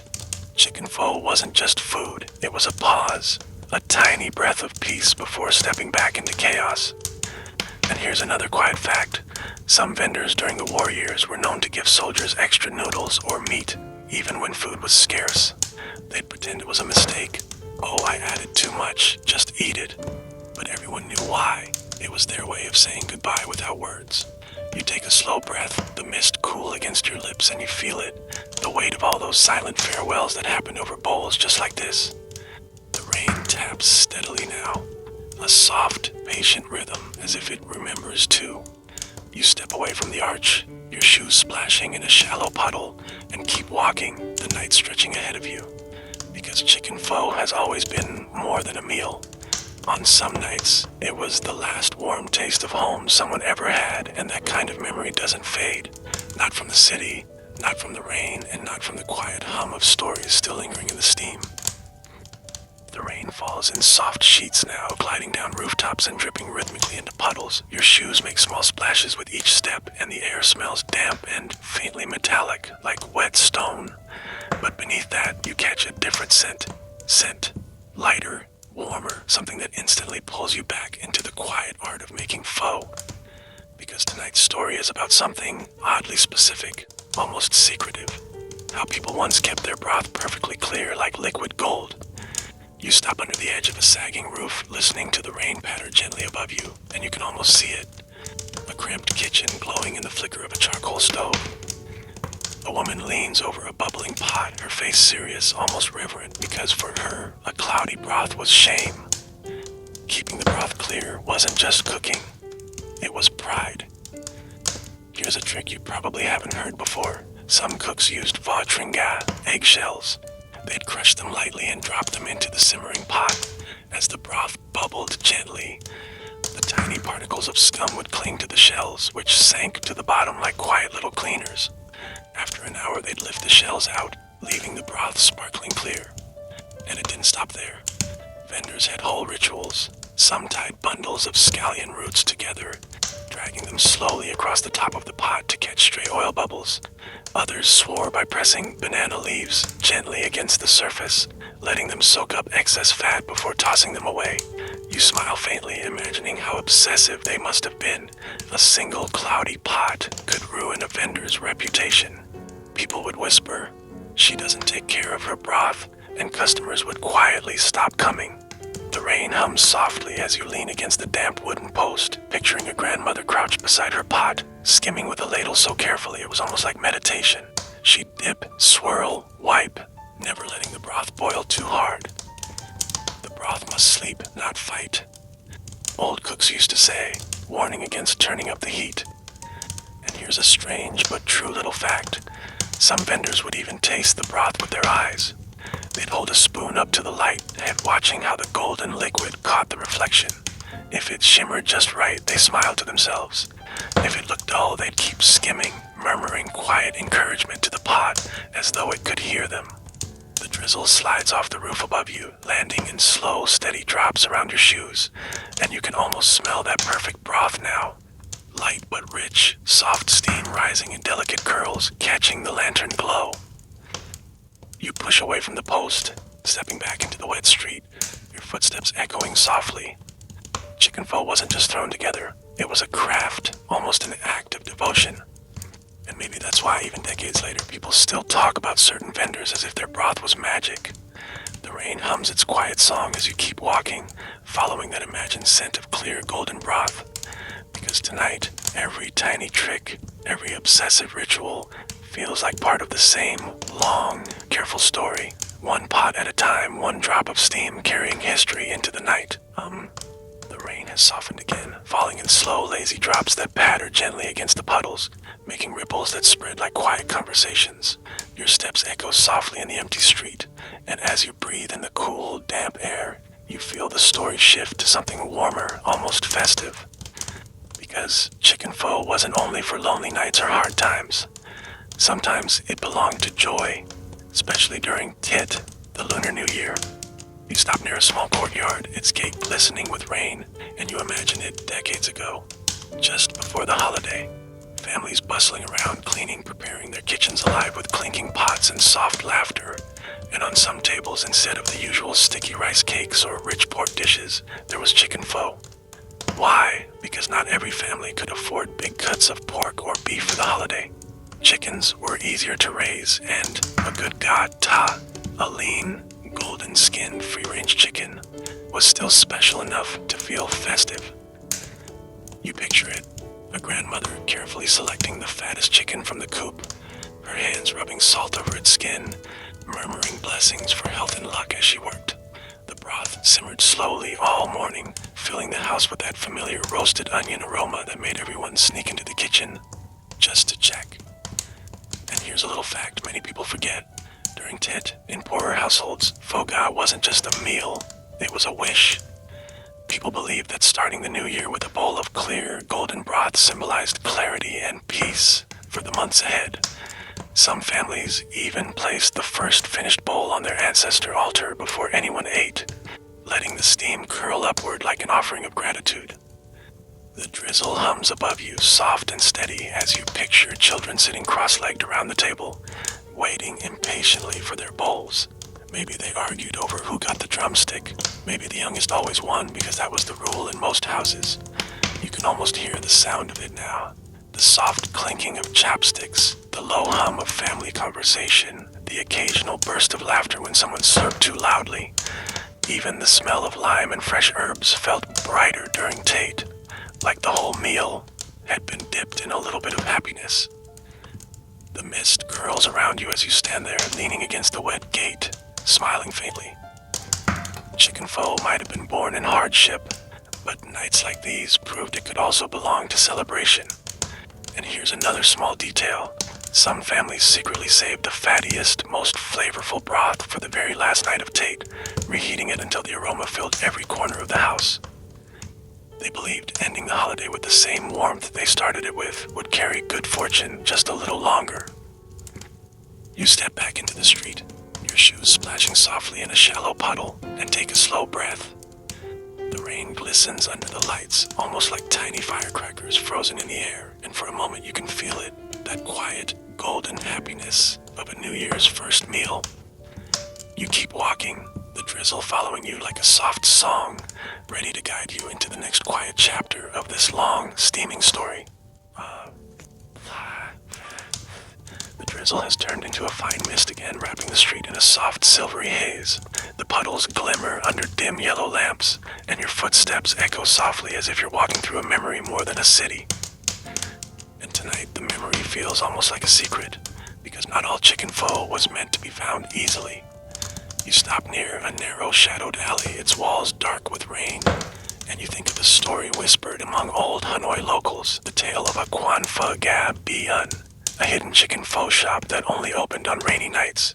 It didn't have a sign, no menu, no bright lanterns to draw customers. The shop's owner, an old woman with hair always tied in a neat bun, opened her doors only when the sky poured. People said she believed pho tasted better when the streets were wet, when the smell of steam mixed with the rain-soaked air. You imagine it now, a wooden door slightly ajar, light spilling into the mist, the aroma curling out into the empty alley like a soft invitation. Customers didn't stumble upon it by accident. They came because someone had whispered to them, "Go on a rainy night and follow the smell." And here's a strange little fact that made the legend grow. The old woman supposedly cooked only enough for 10 bowls each night. 10, no more. When the last bowl was served, she closed her door without a word, even if people were still waiting. Some swore this made the pho taste better, as if scarcity added a hidden layer of flavor. The drizzle slides from your hood, dripping onto your shoulder, but you barely notice. You can almost see those lucky 10 sitting inside, crouched on low wooden stools, steam fogging the tiny windows. They said her broth was lighter than most, almost delicate, with a sweetness that lingered on the tongue. Some claim she used a secret ingredient, maybe dried lotus seeds, maybe a splash of rice wine, but the truth was, no one really knew. You smile faintly, leaning against the damp brick wall, because there's something oddly comforting about the idea. A pho shop that didn't care about crowds, fame, or money, just the perfect rainy night, the perfect bowl. And here's the best part of the legend. People said she never charged a set price. There was only a small wooden box by the door. You ate, you left what you could, and she never looked to see how much. Some customers left extra bills out of gratitude, some left only coins. But everyone swore the taste was the same, like she poured the same quiet care into every bowl, no matter who you were. The mist curls around you as you push off the walls, stepping back into the wet street. Your shoes splash gently and you can almost feel it. Somewhere, maybe even tonight, there's still a hidden shop like that waiting for the rain to call it awake. You keep walking, the drizzle humming softly above you, as if it knows secrets too. And you can't help but think that maybe the best bowls of chicken pho aren't the ones on busy streets, but the ones you find only when the night and the rain decide you deserve them. The rain falls in slow, deliberate drops now, like it's taking its time, as if it knows you're listening. The street feels different here, wider, quieter, almost hesitant, and you know why. Because you're about to step into a chapter where chicken pho stopped being just Hanoi's quiet comfort and became something different, something louder, bolder. You pause under a swaying street lamp, its glow reflecting off the wet pavement, and think of the moment chicken pho journeyed south into Saigon and changed forever. Hanoi's version had always been restrained, clear broth, gentle seasoning, no fuss. But when pho arrived in the south, it became something else entirely. Adapted to the vibrant, bustling energy of Saigon streets, people down there didn't whisper over their bowls. They laughed, talked, shouted orders over the clatter of chopsticks. and their chicken pho reflected that. The first thing you notice, the herbs. Hanoi's pho ga kept things simple: scallions, coriander, maybe a hint of lime. But in Saigon, vendors started piling plates high with fresh basil, bean sprouts, cilantro, and sawtooth coriander, letting customers play with flavors like artists mixing paint. And here's a small but funny fact. When pho ga first appeared in the South, some Hanoi-born vendors frowned, insisting the extra herbs covered the real taste. But Southerners didn't care. They loved the chaos of it. Dunking handfuls of basil into the steaming broth, crunching bean sprouts against tender noodles, squeezing in so much lime that the broth turned tangy and bright. The drizzle hums as you imagine those first southern pho shops, crowded and noisy, with bowls almost spilling over from all the extra toppings. And yes, the broth changed too. Slightly sweeter thanks to the southern love for rock sugar and sometimes even a touch of coconut water. Hanoi purists would shake their heads, but to Southerners it tasted like home. You can almost hear the conversations back then. A northern man visiting Saigon for the first time sitting at a stall with a disapproving frown, muttering, this isn't pho, this is soup salad." The southern vendor just shrugged, smiling. If it makes people happy, who cares what you call it?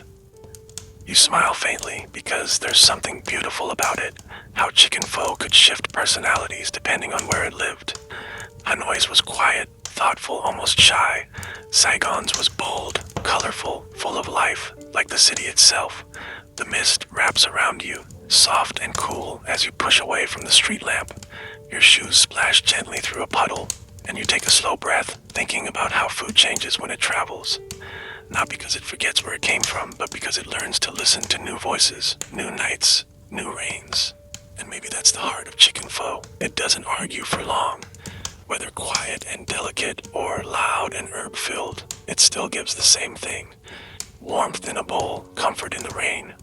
You keep walking, letting the drizzle guide you deeper, wondering what other small stories this humble soup has hidden in its steam. The rain hangs heavier in the air now, almost like a mist you can taste, cool and soft on your lips as you walk. The street feels still, quieter than before, and your steps slow because the story you're following tonight shifts again. This time into something almost dreamlike. Because sometimes chicken pho didn't just live in kitchens or streets. Sometimes it slipped into people's minds, into their dreams. You stop near a narrow bridge glistening with rainwater, leaning against its wet railing, and you think of an old tale, a poet's tale.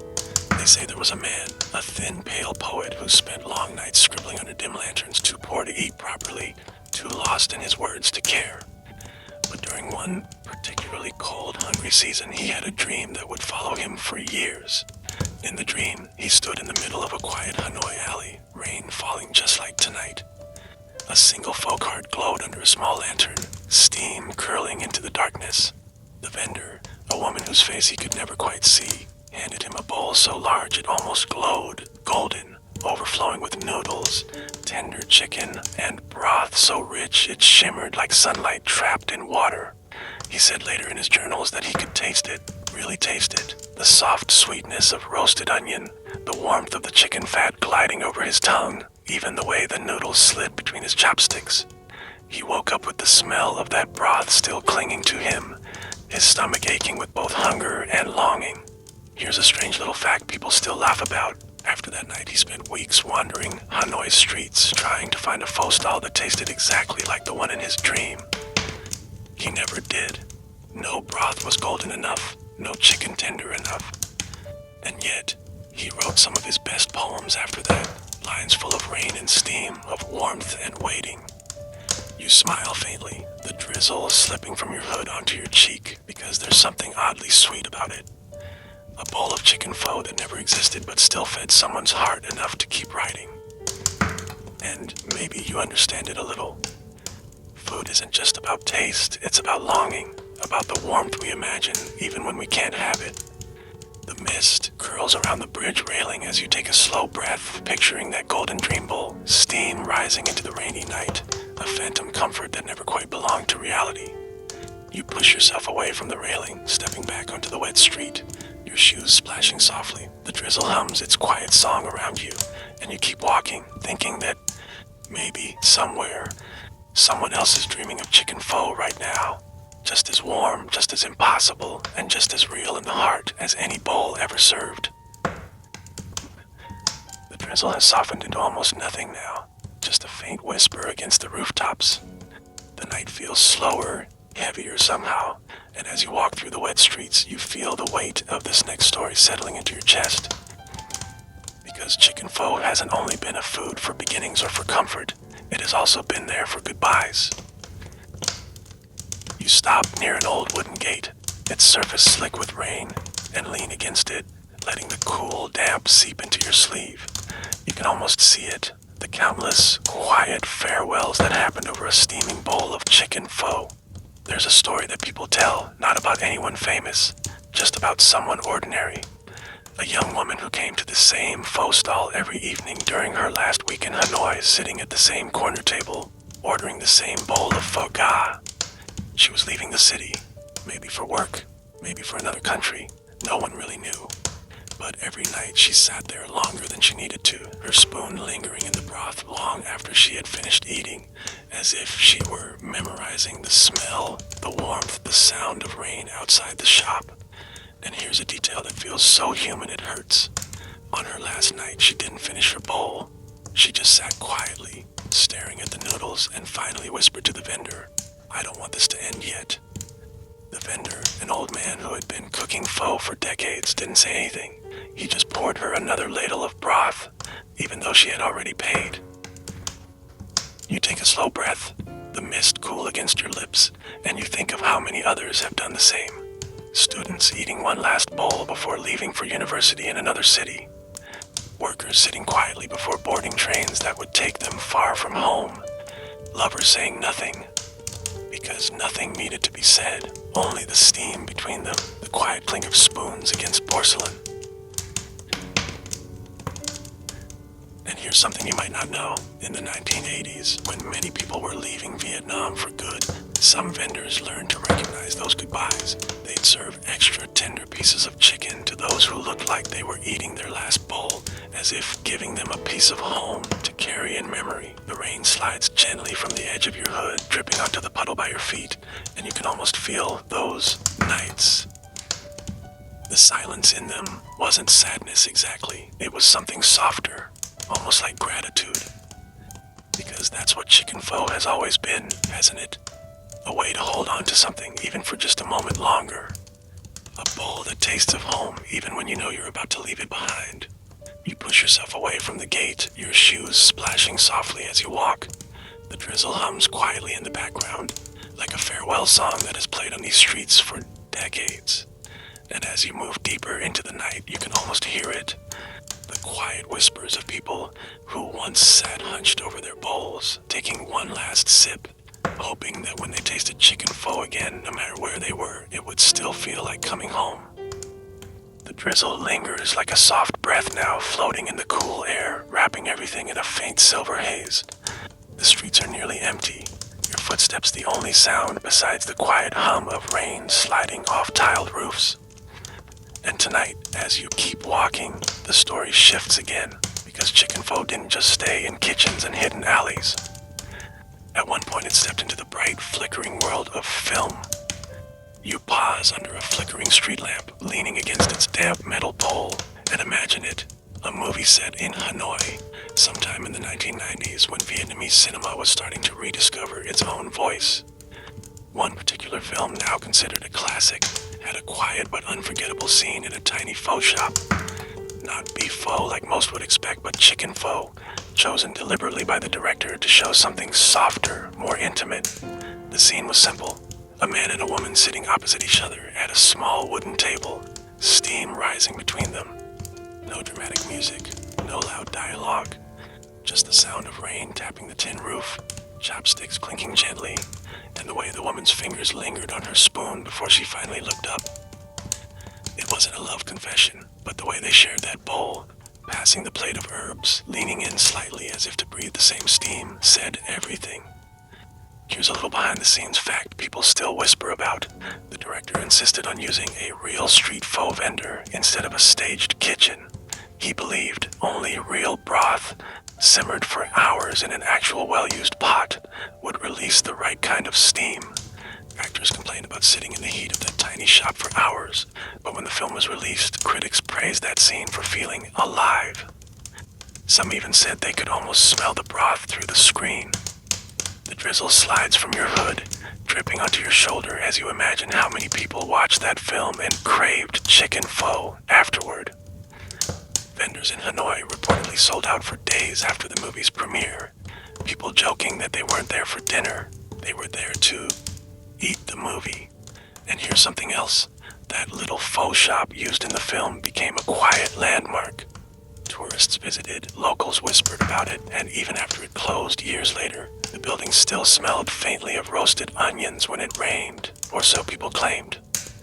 You smile faintly, because it's strange, isn't it? A dish that once wandered through misty alleys, quietly comforting tired souls, eventually found itself glowing on a silver screen, becoming part of how people remembered Hanoi itself. The drizzle hums softly as you push yourself away from the street lamp, your shoes splashing lightly as you keep walking. Chicken pho has always been quiet, humble, but somehow it has slipped into every part of life. Love, goodbyes, family tables, and even the glowing frames of a film reel. And as you move deeper into the wet night, you can almost see that scene playing in your mind again. The rain tapping softly outside, two people sharing a bowl, saying everything they needed to say without a single word. The drizzle has grown lighter again, almost weightless, floating in the air like thin strands of silk. The street feels quieter than ever, your footsteps sounding loud against the soft hum of distant rain. And now as you keep walking, the story shifts to the present. The way chicken pho has changed with time, and what it has lost along the way. You stop near a modern shop front, its glass walls shining with reflections of neon lights. Through the window you can see a spotless stainless steel kitchen, gleaming pots, and a digital sign blinking, "Pho ga," now faster than ever, in bold letters. And just like that, you feel it, the difference. Because chicken pho isn't just handmade clay stoves and careful ladles anymore. In today's city, the broth is often born in machines. You lean against a damp concrete pillar, letting the drizzle soak your sleeve, and imagine how strange this would seem to the old vendors. Now restaurants use massive industrial pots, some even pressure cookers, to cut hours of simmering down to just one. No more watching the broth breathe, no more gentle skimming with quiet patience. Machines hum, timers beep, and the broth comes out perfectly clear every time. Almost too perfect. And here's a little fact. Some newer restaurants even use concentrated chicken stock powders to boost flavor, mixing them with real broth to save time. The results? Strong, salty, quick to impress first-time customers, but lacking that soft, lingering warmth that old pho had. People might not notice right away, but those who grew up with the real thing taste it immediately. You glance through the window again, watching a young chef stir the pot absently, his phone glowing in his other hand. No one here whispers to the broth like Bonham did. No one murmurs to it as if coaxing a child to sleep. It's efficient, yes, but it feels hollow. The drizzle slides off the edge of the awning above you, dripping into a puddle that reflects the bright sign. And you wonder if this is progress or just forgetting. Some argue that change is good, that more people can now enjoy chicken pho in minutes, that the taste is consistent. But others, especially the older generation, shake their heads, saying the broth tastes like it has no soul, like it's lost the quiet patience that used to make every spoonful feel like a conversation.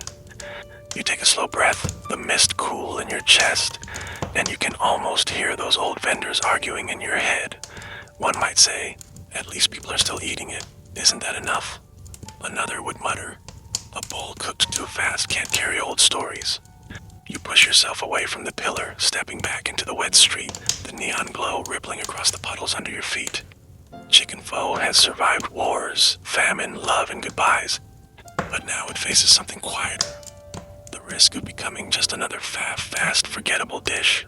The drizzle hums softly as you walk deeper into the night, thinking that maybe the real magic of chicken pho isn't just in its flavor, but in the time it asks you to wait, the hours of patience that made every spoonful taste like care.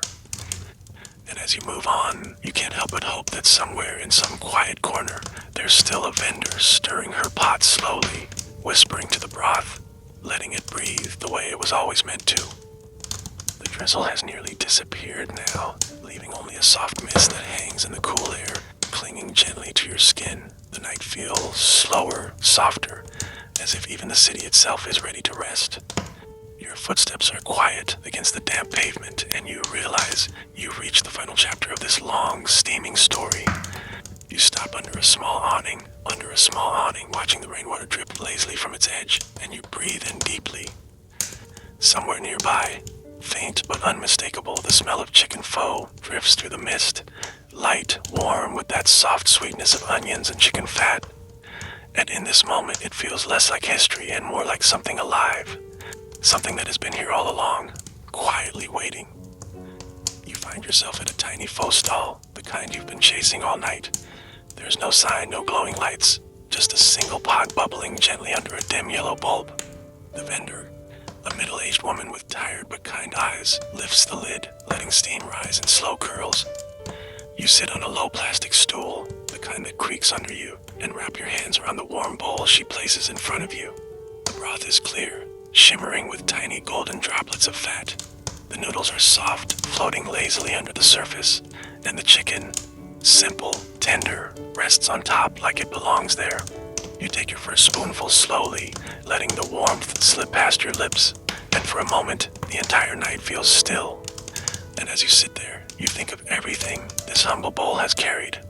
Wars, famine, secret tricks whispered in smoky kitchens, vendors walking through misty alleys, their shoulders aching under heavy pots, lovers sharing shy smiles over rising steam, children laughing over scraps of chicken skin, families gathering on New Year mornings, soldiers taking one last bite before leaving home, even dreamers, poets, writers, chasing phantom bowls that only existed in their hearts. Every sip tastes like a piece of that history, folded gently into the broth, and you feel, for a moment, like you're holding all of it in your hands. The vendor glances at you, smiling softly, and you nod in thanks because words feel too loud for a night like this. You eat slowly, savoring each bite, not because you're hungry, but because you don't want this to end too quickly. The mist outside drifts lazily through the empty street, glowing faintly under the streetlights. The rain has stopped now, leaving only the soft smell of wet earth, the quiet hum of the city breathing in its sleep. You finish your bowl, setting the chopsticks gently on top. The warmth lingers in your chest, radiating outward, and you sit for a moment longer, just listening to the silence, letting the calm wrap around you. Because that's what chicken pho has always been. Not just food, not just history, but a quiet promise that even on the coldest, rainiest nights, you can still find warmth. You stand finally, thanking the vendor in a low voice, and step back into the mist. The street feels softer now, like the night itself is exhaling. Your shoes splash gently in a shallow puddle as you walk away, the scent of broth fading slowly behind you. The city hums quietly, almost like it's whispering goodnight. And you can't help but smile to yourself, because you know this isn't really an ending. Somewhere right now, another pot of chicken pho is bubbling, another story beginning, waiting patiently for the next rainy night to carry it forward. The mist thickens slightly as you take your last slow step into the quiet street, and your eyes grow heavy, the warmth of the broth still curling inside you like a soft blanket. And as the night folds around you, you breathe out gently, almost in a whisper. End of script. Sweet dreams.